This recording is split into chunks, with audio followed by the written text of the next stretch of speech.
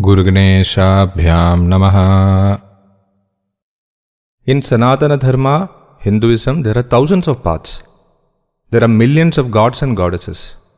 There are thousands of methods of sadhana. Some external, some internal, some combining both. You are likely to get confused. Which one should you go for? People often ask, worshipping which god is going to be beneficial for me? Which sadhana will give me fast results? You really don't know what your goal in spirituality is. Unless you know the destination, how can you choose a route to reach there? Still, all these doubts and questions come up. So, among thousands and thousands of options, which one should you choose for yourself? Srimad Bhagavata gives a clear and simple answer to this. Wide, shloka number 14 of the second chapter of the first skandha. तस्माद् एकेन मनसा भगवान् सात्वतां पतिः श्रोतव्यः कीर्तितव्यश्च ध्येयः पूज्यश्च नित्यदा. Focus on Bhagavan Shri Krishna. Whatever would increase your devotion towards him, affection towards him, love towards him, that is what you should do always. Bhakti is not the path. Bhakti is the ultimate goal. The whole idea is to develop bhakti. If you are acquiring knowledge, that should lead you to bhakti. If you are doing a ritual, it should lead you to bhakti.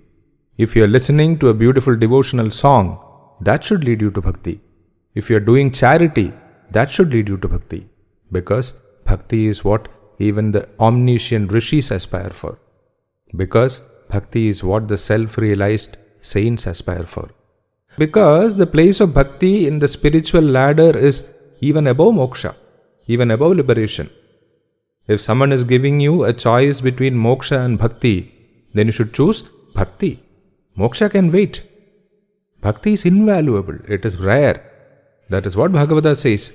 Whatever gives you bhakti towards Bhagavan, whatever increases your bhakti towards Bhagavan, that is what you should do. That is what you should keep on doing. Whatever distracts you, takes your attention away from Bhagavan, you should stop doing that. That's what, even after practicing spirituality for years, if you are not seeing results, then you are in the wrong path. It is time for course correction. You are lucky that you found Bhagavan Krishna. He is Sattvatam Patihi, the Lord of his devotees. What does the Pati do? He protects. He would do anything to protect his devotees. He would not think twice, but he would bless you with bhakti only if you are dedicated to him, devoted to him singularly, solely, exclusively, with no distractions, no diversions, particularly spiritual distractions, spiritual diversions. That is why the sloka says, Ekena Manasa. Now, what is it that you should do to develop bhakti, achieve your goal? 4 things. 1. Listen to the glory of Bhagavan. 2. Talk about the glory of Bhagavan. See, these two go together. They are two sides of the same coin. Unless you listen to his glory, you will not be able to talk about it. Unless you are going to talk about it, there is no point listening. Then, the 3rd, meditate upon Bhagavan. 4th, worship Bhagavan. So you are dedicating all your jnanendriyas and karmendriyas to Bhagavan, not allowing them to get distracted. When you listen to his glory, your ears are engaged and occupied with him. When you talk about his greatness, sing his praises, then your speech is engaged and occupied with him.